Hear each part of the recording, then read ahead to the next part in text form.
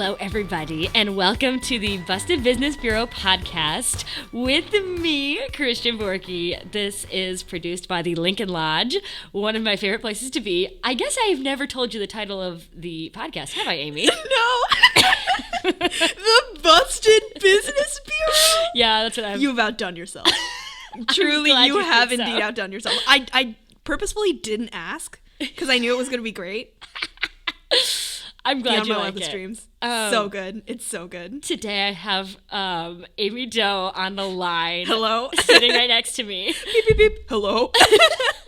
Amy, how are you doing today? I'm doing swell. We just had some fantastic Ethiopian food. Yes, we did at Tesfa Ethiopian Cuisine. Shout out to Tesfa Ethiopian Cuisine. My God, so good. And we got free parking directly across the street from the restaurant. Yeah. The blessings come down. We've been blessed today. Yes.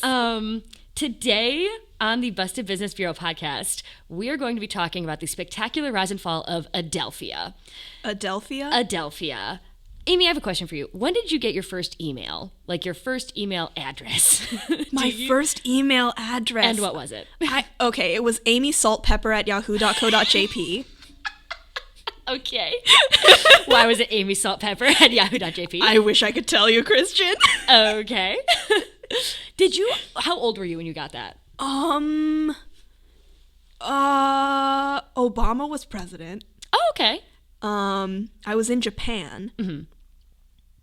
20, early 2000s. This was fascinating to watch your wheels turn because Obama was not famously president until 2008. Yes, exactly. So 2009 maybe? Okay. Somewhere in there? So I got my first email. My dad made it for me in 2002, 2003. Oh, so when you were a baby. So I did not know how emails worked. This is relevant today, and okay. I promise you it's relevant. Okay. So let me jump forward ahead in history to August of 2021. Herstory. To a little place at my friend Peter's house where I am completely drunk. And things happened. We're watching YouTube videos, of our own home videos. And when we're watching mine is subscribed to this mysterious YouTube channel called Johnny Cash Rules 32. And I, through some sleuthing, learned that this page is mine that I made when I was a child. This page has over 32 million views on YouTube. And I forgot about it. 32 what? 32 million with an M. What kinds of videos? It's 2 lyric videos to Johnny Cash 2? songs. It's just 2, so they have millions Which of views each. I Hung My Head and A Boy Named Sue. Amazing. I bring this up because this YouTube account is connected to my Adelphia email that my dad made me when I was fucking 0. I don't know. I was little. Oh my gosh. And it was made before I knew how email addresses worked and before Google was linked to YouTube. Uh-huh. And so I did not know how to get access to this email account back. Okay. Because as we'll talk about, we'll jump right into the story. Okay. Adelphia does not exist anymore. Oh, but it used to be an email company? It used to be. It's a telecommunications company. Okay. That does cable and stuff too. Oh, okay. So they also had emails, and we'll talk about it. Okay. So I want to talk, first of all, before we get into the story, I want to thank Dr. Susan Bishop of Walden University. Shout out Dr. Bishop. Shout out Dr. Bishop. She did her whole write-up on Adelphia. It's not journalism. It is, in fact, a doctoral dissertation, that was successful because she's a doctor, on the business ethics of fraud at Adelphia, which it's an academic paper about business ethics, which is unreadable. I'm sorry, doctor. But you read it. I did read it. Ethics should be written on a bathroom wall. Academia should be about turtles. And business should be busted because it's a Busted Business Bureau podcast. Boom. Anyways, sorry. So Dr. Bishop. Dr. Bishop is the president and CEO of Bishop Partners in New York City, which is they recruit hundreds of senior level executives for broadcasting, publishing, and stuff. I bring this up because recruit executives. I mean, that's what I wrote down. Yeah, recruits hundreds of senior-level executives for broadcasting, publishing, and digital companies.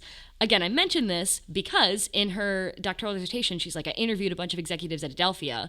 So I bring up her background because it's like, she didn't just make this up. Okay. Like, she works in the field and did get Yeah. a lot of interviews with former executives at Adelphia. Okay. And she was like, honestly, I didn't want to talk to them unless they were like senior-level executives. Girl boss. Okay, moving on. So... the founder of Adelphia, the topic for our story today, is a man named John Rigas. Mr. Rigas? Mr. Rigas. Rigas. Yeah. Rigas. I think there's like an office space rental company named Rigas. That's hot. Yeah, when I worked for a corporate litigation attorney, she rented out a Rigas office. How long did you work there for? A summer. Okay. Yeah, I was just a copy clerk. I didn't last. It was not your career journey. Yeah. Rigas was born in a rural New York town to Greek immigrant parents in 1924. Okay. Good time to be alive. Great. What a time to be alive. He was poor as shit. He was bussing tables by the age of 9. Was in the army. Bussing tables at the age of 9. Can you fucking imagine? Like, that's closer to the ground than he is to the tables. Damn. You were a short 9-year-old, I think, because I was definitely not. Okay, well, maybe you were a tall 9-year-old, okay? He joined the army during World War II when he was older than 9. And earned a bachelor's degree in management engineering, and he worked nights at his family's small movie theater. Okay. In 1952, he bought a stake in a cable TV franchise for, guess how much money? $5,000. $300. Oh, a stake? A stake. A whole stake? A stake in a cable TV franchise for $300. And he must have worked so hard to make that money. I guess in the fucking 50s, working I don't girls, even know how much that is. I don't know. I should have Googled it, and I didn't. In 1972, he launched Adelphia in Quartersport, Pennsylvania, and he bought the borough's. He bought his stake in it for $300 by overdrawing his bank account. I forgot to mention. Oh. So like he couldn't even afford the $300. But he did it. He did it. His mind. He did the audacity. He makes Adelphia Communications, and from here on in, I want you to picture all of the main characters from Succession. Okay. Because there's 2 parents and 3 boys and a daughter. I want you to picture the cast of Succession. So right now we've got our Logan Roy cast and ready to go. Okay. It's Succession, but they're all like unsexy and they love each other. Wow. Yeah. What a concept. What a concept. It would be a very different show. So Adelphia starts up and it's mildly successful, right? They're, they're acquiring different local... So they're a cable company at this point. Yes. A cable company at this point. They're acquiring like local TV franchises. Okay. Yes. Based out of, again, Quarterport, Pennsylvania, which is important because it's very rural. Keep that in mind. They're in this like very rural place with like a ton of headquarters and like white collar jobs that are coming in. Okay. That they're making. Okay. So it's like a suburby, like there's an IKEA close by. Honestly, I guess I didn't look up the IKEAs in Quarterport, Pennsylvania, but it was not. It was very rural. Like not you poppin'? said, suburban. It was not poppin'. Okay. At all until Adelphia comes in. And do they have a cool logo? No. Oh. It's like red and it's like an A. Adelphia means brotherly love in Greek. I forgot to mention. Oh, it's really cute. He started it with his brother. And wait, that's cute. It's really cute. This whole time, this guy's really cute. Like, oh, okay. Major fraud, whatever. He's so cute. Okay. He runs this as a family business. The cable company? Yeah. Okay. By family business, like all of his children are C-suite executives. Like, they have most of the C-suite executives. What does that mean? Chief financial officer, chief. He's the CEO. Mm-hmm. I think one of his kids is like a senior VP, the least favorite. Okay. Okay. And control of the company is highly centralized because he runs it like it's a fucking tiny donut shop, even though it's a growing cable company. It's amazing that you say tiny donut shop because when I worked for that corporate litigation attorney, the best part of the commute was the tiny donut shop around the corner that was run by the kindest gay Filipino man. I love that for him. Who was trapped in Montlake Terrace. Oh. He started the donut shop because he loved sweet things and wanted to give more sweet things to the world. Aww, I love that for him. I know, right? Yeah, that's so cute. What was your favorite donut there? I enjoy anything that's been coated in cinnamon sugar. Okay, that's a great opinion. Yeah, that's all I have to say about that. Yeah. The vibes are weird at the time. Okay. From Barry Meyer's write-up in the New York Times 2004, both Michael, who was 50, and Timothy, 47 at the time, are unmarried and live at the same house as their father and mother in Quartersport. So Michael and Timothy are two sons. Two sons who... And they live with... their parents. Okay. At a company, despite the fact that they all do make enough money to not do that. So it is by choice, which is a small detail I mentioned because it's like, what? Weird. It's a little weird to me. No judgment, but it's a little weird. The fact that, again, they're based in Quartersport has a huge influence on the operations of the company, despite the fact that they were like in 30 states. They're headquartered in this tiny, tiny town. Why? Because many reasons. One employee talked about how this is all in Dr. Susan Bishop's thing where she interviewed all these people. Yeah. So they get this they start everything in a rural town so they can keep it run like a family operation and stay out of the public eye, sort of. Okay. Like if they were Time Warner or Comcast or whatever that's out of Buffalo or New York or whatever, you got more eyes on you and you have more people to answer to. When you're in a rural place, as we'll talk about, they sort of were treated like royalty there because they bring a lot of jobs to Quartersport, Pennsylvania. And it probably makes it easier to justify the nepotism because there's literally no one else There's around. No one else there, that, so it's like, yeah. Okay. So kind of nefarious. This employee talks about how he's talking about how this is run like a family business in a stupid way. Okay. He's talking about how if a technician needs to refill a car with gas for like $35, it needs to be signed by several employees before being approved and reimbursed. The employee tried making a decision saying, any purchase under $50, I could directly approve it and then have it go to Michael, who's one of the sons. He agreed to give it a shot. After a while, he was like, I'm out of touch with what's happening on the front line. He wanted to see the supervisor's written comments on every CSR and wanted to validate that I was not just rubber stamping expenses. So, by his insistence on seeing all of this, it caused almost every expense and payable to go through a 90-day delay before being paid. What? For like a technician refilling gas on a car. It needed to be seen by so many people, it caused like a 90-day delay to be reimbursed, which is inefficient, right? It's a family company being run inefficiently just because they need to have their eyes on everything. Okay, so, okay. Is it all coming together? Yeah, because... It was poorly explained, but here it is. No, yeah, because it just doesn't make sense if you're running a really big company to be like, how are you spending your money? On the front lines, it's like, do you not trust the people that you've delegated responsibility to? Apparently not. The answer is no. For family has trust issues. For any termination in the company, this is another employee that Dr. Bishop talked to. John, who's the CEO, the head guy, John Rigas, wanted to review it.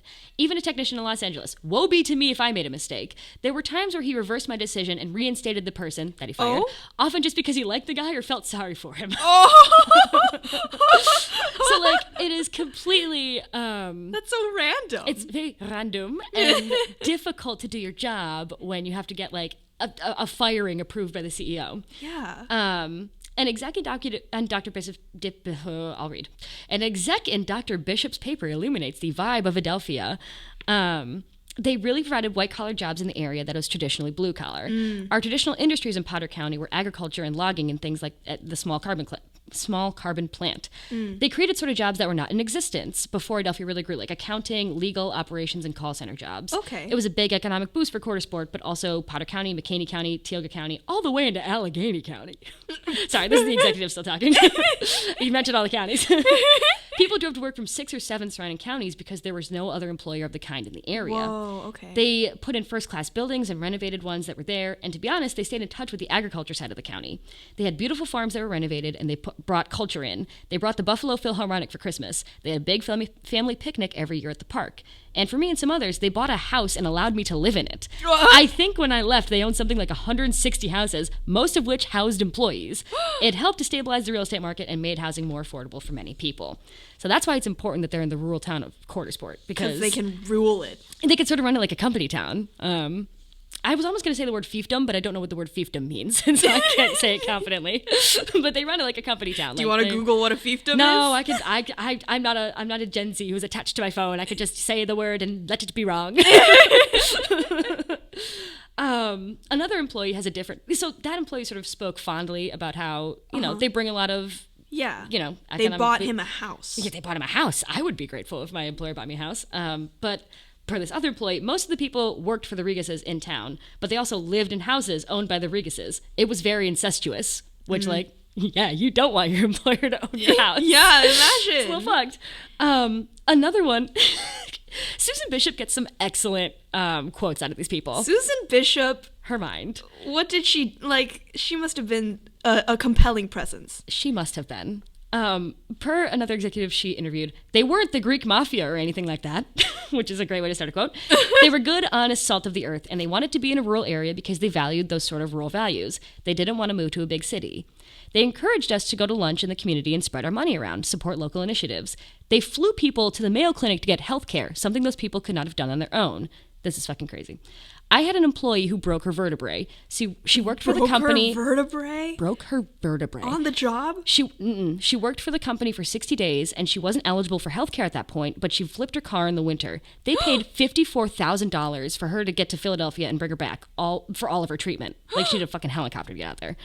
The Rigases just, like, personally paid for that. They were super invested in sort of the lower working line of Adelphia. I almost said Philadelphia.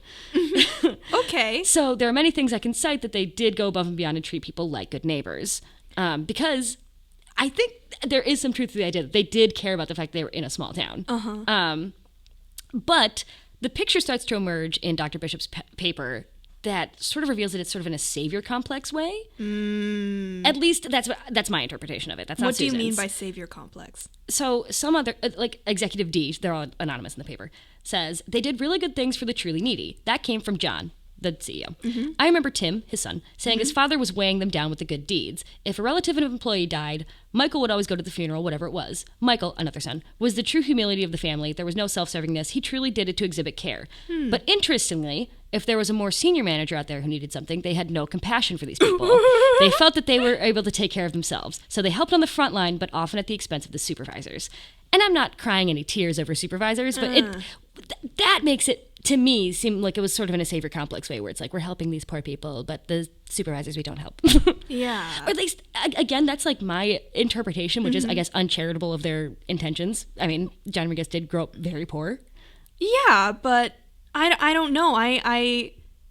I feel like it can really go either way. You know, they're the people who grow up poor and then make it out, you know, and then all of a sudden they turn really hostile because if you work hard enough, you can make it out too, like bootstrap mentality. And then there are the kind of people that give back. I think what might be happening is that he has empathy for people on the front lines because of his past experience, but cannot relate to the people above that. Like slightly above that, just because he's like, you had more than I ever did at that point, and so I find you deeply unrelatable. I find you deeply unrelatable. You know what I mean, though? Yeah.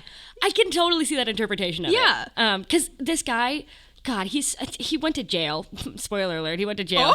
But he's so cute. He's so old and cute and frail. It makes me want to have a charitable interpretation of his intentions. Do you have a photo?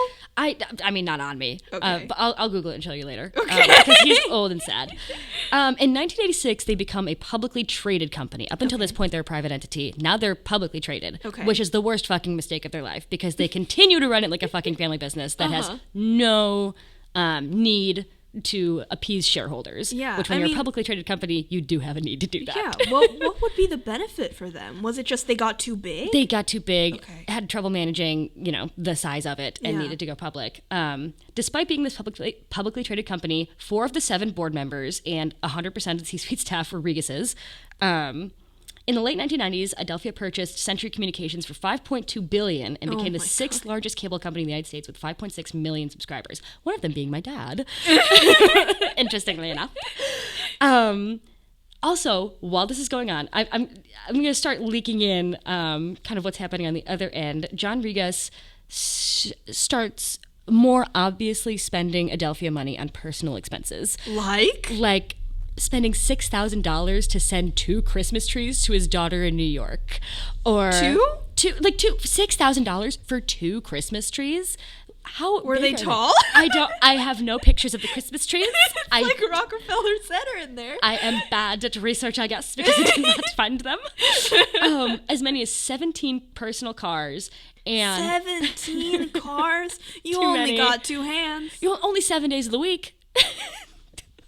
There are 14 days in 2 weeks. King! If you're going to get a lot of cars. It's too many. 17 is a weird number of cars. He also had the company... It is a weird number of cars. How big is the garage? I assume there's a street... I can't answer your question. I'm sorry. I'm an awful podcast. No, that's fucking hysterical. I keep asking questions. No, last week Jaxie went, can I swear? In the middle of saying a swear word. And he bought 3,600 acres of timberland. Oh, so that's where the Christmas trees came from. Enough for $26 million to preserve the view outside his Pennsylvania home. Okay, so but I can kind of support that. Oh, I respect his journey. All three of those things, I respect the journey. I don't know if I respect the 17 cars, and I think one Christmas tree is enough. You know what? What if you have a north and a south wing of your house? You need one for each. Well, then she can buy her own. Okay. In 1986, they become a publicly traded company. More of the executives. Wait, he's old then. He's already fucking old. Like he's born in 24, so by 86 he is in fact old. In 1999, he is diagnosed with bladder cancer, which is relevant because his son Tim steps up as the de facto CEO, which again is going to be the fucking nail in the coffin. Oh, no. Like on Succession, Kendall, he's like the one who's sort of about to be in charge. It's sort of like if Kendall took over. Oh, but again, we've only seen season 1. Yeah, the two of us have only seen season 1. We've only seen season 1 of Succession, so anything could happen.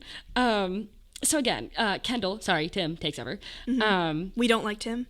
I think I like all of them. Okay. To be fair, there's really no point in the story where I'm going to tell you I don't like them. I like all of them. Okay. This is not what I was expecting. I know, it's kind of a fun little romp. Last week was way ambitious. I don't need to reflect on last week. We're moving on. Okay. Keep in mind, Adelphia is only using one central managing system for their money, despite the fact that they are, like I said before, fucking huge. They're like $1 billion company. There's only one CMS to manage all of their... Wait, so there's one person? Like one system, I guess I should say. Okay. Which they're a very, very large company, and using one is kind of weird. Okay. I guess I just don't understand. So District Judge Gerard P. Lynch, in his 2004 summary of There Is a Trial That Happens, okay. The CMS was used for receipts and payments, not only for Adelphia and its subsidiaries, but also for the Rigases, thus creating one centralized pool of cash for all Rigas-controlled businesses. So even if they're not Adelphia, they still have this one CMS to pull money from whenever they want. Oh, which is just bad. Yeah, it's that makes bad. no sense. Like it's bad for business. Yeah. That's like having bad. all of your checking and your savings in just one account and not differentiating which is which, and just kind of randomly pulling out your rent. Like it's a big bucket. Yeah, like it's a money bucket in the house. My money box. Following Adelphia's bankruptcy filing in June 2002, which we'll talk about. They filed for bankruptcy? They did. That's what happens when you only have a money bucket. There was an examination that was conducted, for all the records, including the CMS. It was concluded that between January 1st, 1999 and May 10th, 2002, the Rigas used the CMS to transfer in excess of $55 million from Adelphia to their family entities. Oh? Which is a lot of money. It's the 90s. We can do anything. For funsies. And again, that's only between 1999 and 2002, and that's what they could find. So before then, it was pretty clear from all the interviews that Dr. Bishop conducted that they were doing that long before 1999. Oh my god. But 1999 steps up, and again, Tim is now the de facto CEO, so that's sort of when things start going off the rails. It's Y2K. It's Y2K. So again, Y2K happens, 9/11 happens, March 27, 2002 happens. I'm just going through historical context.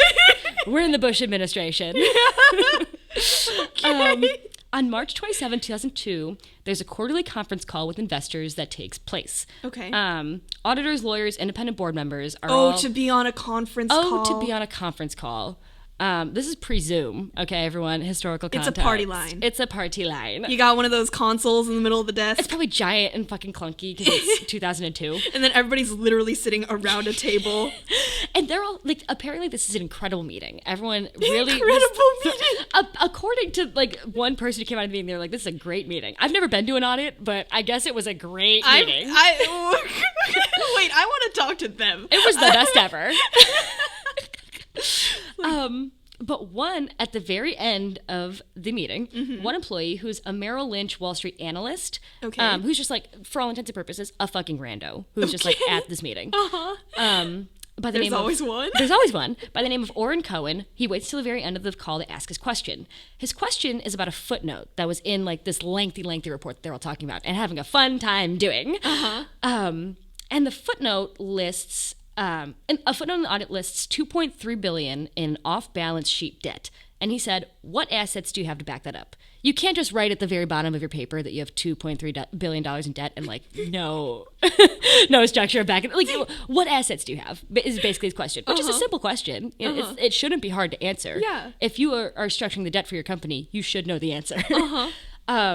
Tim, who is again now the de facto CEO and has been for like 2 years, fumbles the bag, completely doesn't know how to answer, and is like, and it's Tim and his friend, not his friend, Tim and Jim. No, not Tim and Jim. Tim and Jim, both fucking. Is there a Slim? There's no Slim yet.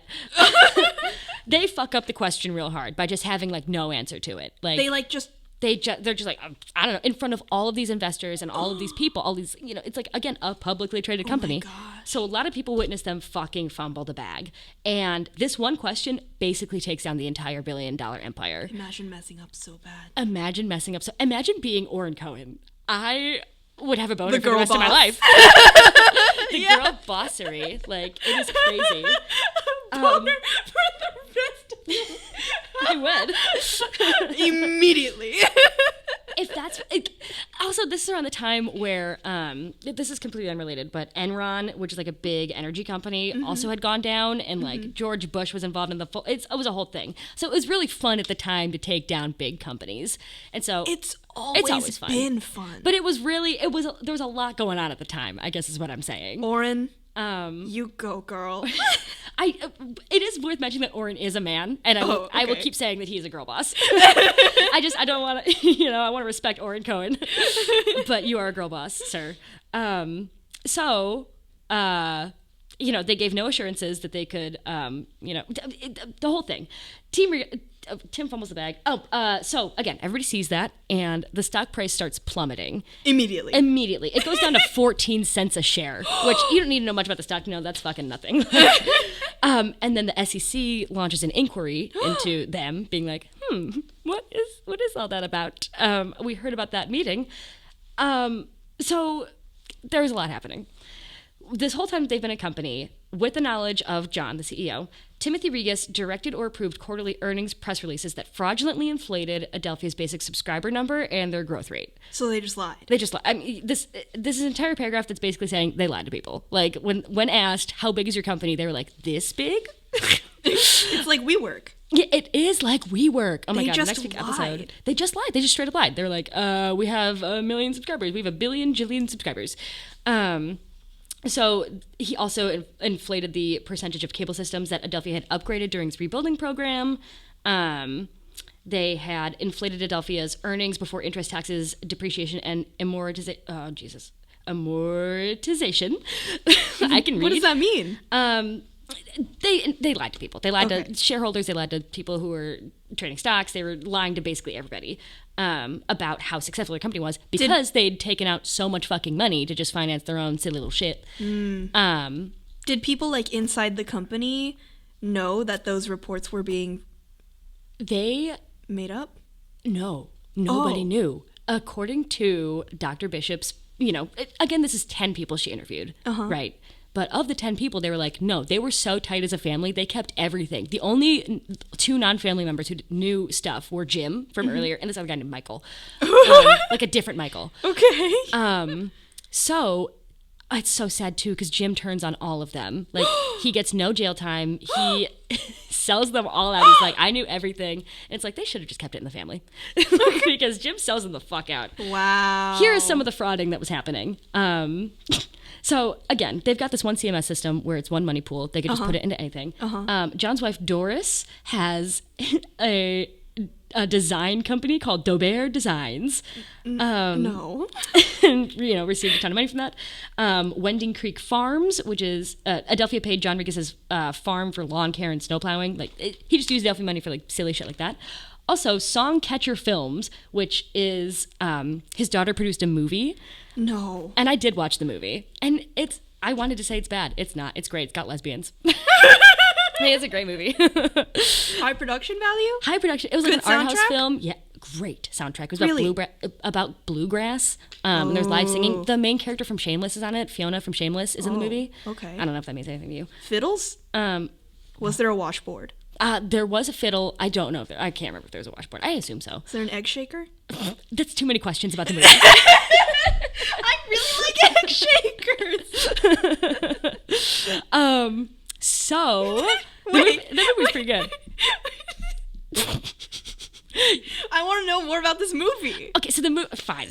The movie is about a woman. Wait, so it was made by Regis's daughter. Ellen. It was produced by Ellen. Okay. Who is basically the Shiv in the situation. Okay. Because her husband, who I can't remember his name now, I think it's Peter, is basically the Tom because he also works at Adelphia. Whatever. Okay. This movie is about a woman who gets denied like a music professor job because she's a woman and it's like olden times. Uh-huh. And she goes into like the mountains, the Appalachian Mountains, to just like do a research project. And then she discovers that like a lot of people in the Appalachian Mountains are singing music that came over from like England when English people came over.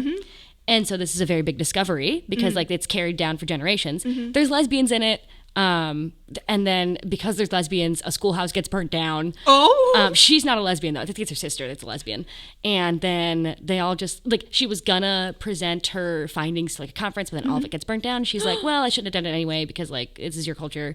And then she just like goes away with them. And then a man comes and finds all of the recordings and stuff. Oh. So it's based on a true story. Oh my gosh, Anyways, wait, what? It was loosely based on a true story. Anyways, we're talking too much about this movie. Anyway, The Fraud. I find that story very compelling. It's a great movie, actually. So, per an anonymous senior level exec Back to the fraud. Dr. Bishop's paper, the problem was that this is John's company, and I don't think he could ever let go of that. He saw it as his personal company, his private business that he built and owned. Tim and others were, I do not know if sleazy is the right word, but willing to do things I wouldn't do. For example, not separating the businesses, which is a great quote. So if people were figuring out that there was fraud, and the thing was, because it was run like a family company, they really had nobody to talk to. Another person, Dr. Susan Bishop's paper, writes, if somebody truly found out that the Rigases were doing something wrong and it was brought to their attention, it would be like, that's not your concern. Sit down, shut up, and wear beige. Sit down, shut up, wear beige. Wear beige.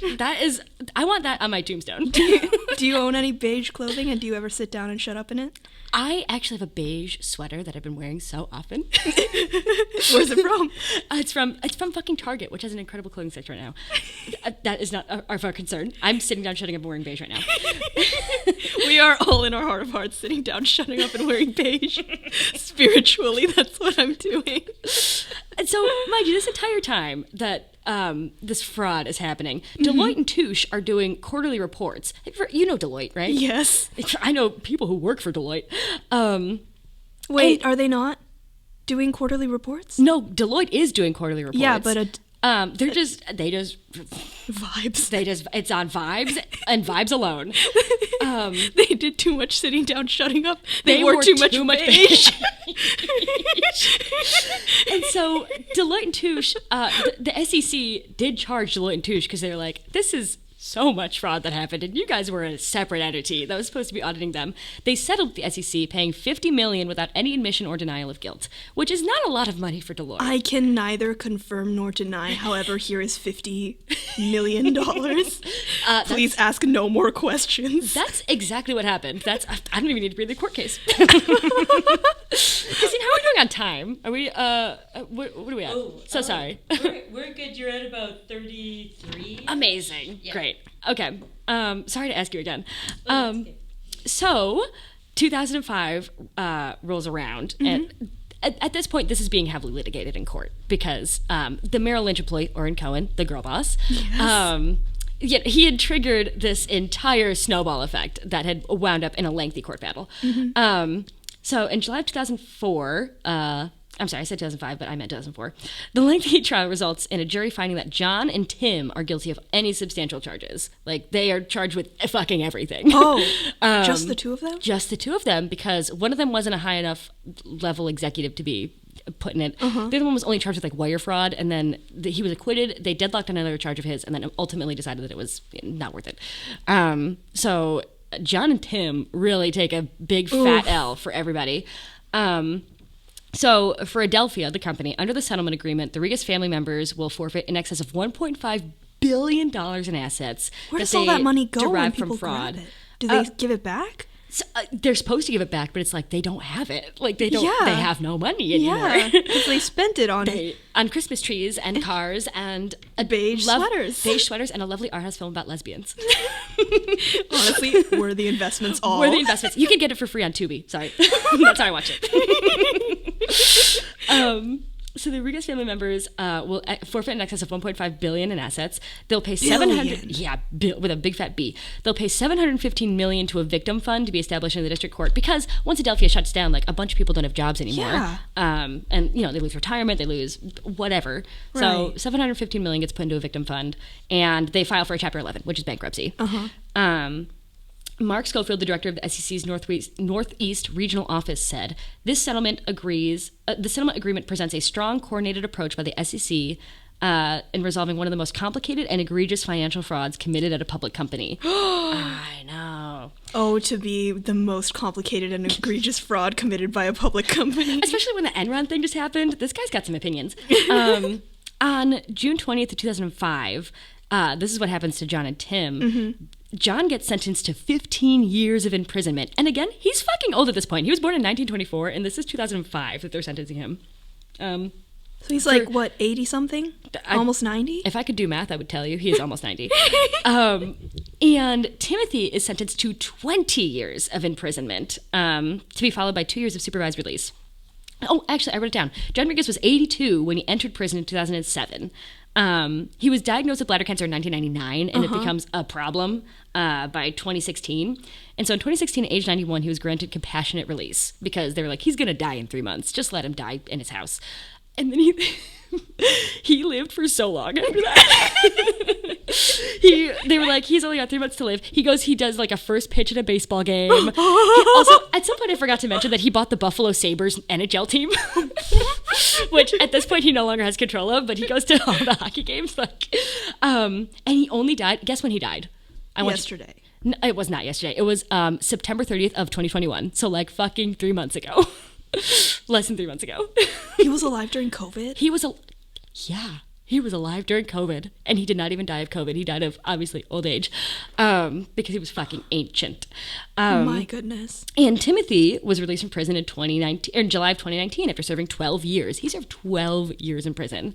I found out Olympics. I'm sorry, we need to circle back to this being all about me. I found out in September of 2021 about Johnny Cash Rules 32, the same month that John died.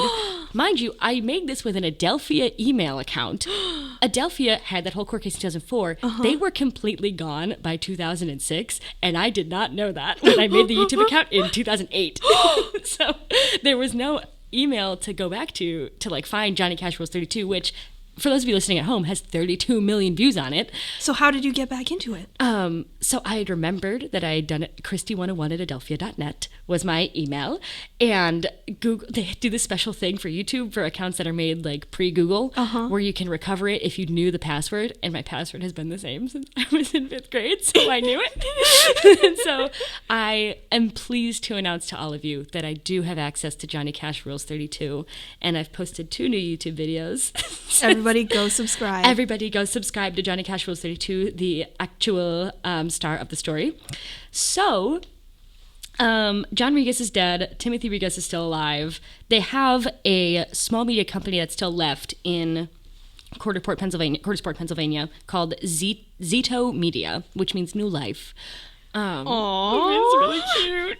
It's really sweet. After all their fraud, they're trying to do it again. Yeah, the 2 sons that didn't get into prison are doing it again. Doing it different this time. Doing it different. Wearing a camel instead of a beige. Oh, yeah, maybe Navy's in. Okay. So that is the story of Adelphia, and more importantly, the story of Johnny Cash Rules 32. Beautiful. Which is a lighthearted romp through telecommunications and cable. I texted my dad this morning being like, do you remember any of your service about Adelphia? And he was like, no, it was a cable company 20 years ago. It was fine. What do you feel like you learned?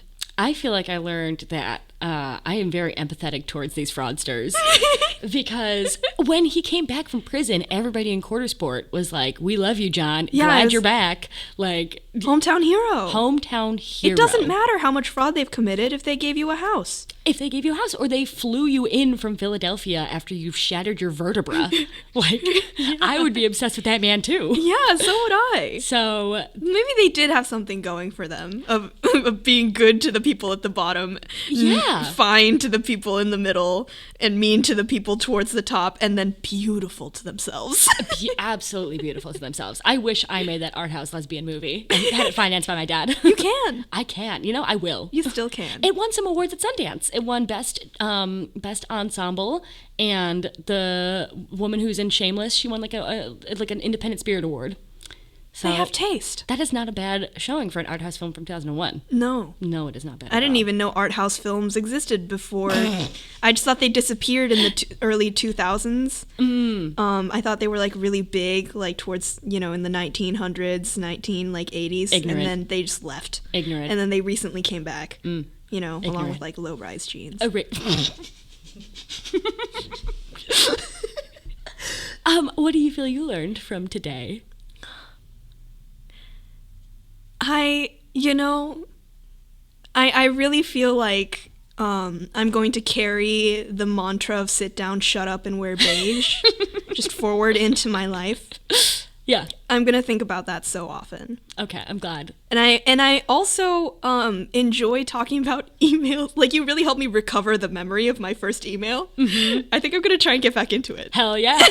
My first Gmail was chubwub213@gmail.com. I'm sorry, what? It was chubwub213@gmail.com. Why 213? I enjoyed those numbers in that particular order.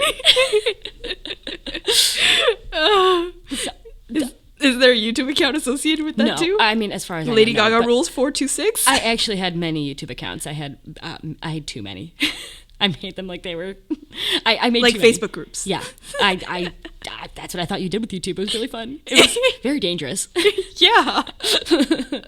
But yeah, that is Adelphia. Incredible. How are we feeling? I'm feeling great. Thank you so much for having me on, Christian. Of course. I am delighted to have had you on here. This has been the second episode of the Busted Business Bureau.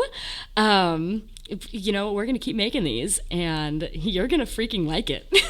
Amen. Amen. I'm going to keep busting it. I have some really good ones planned, so keep listening. Gorgeous.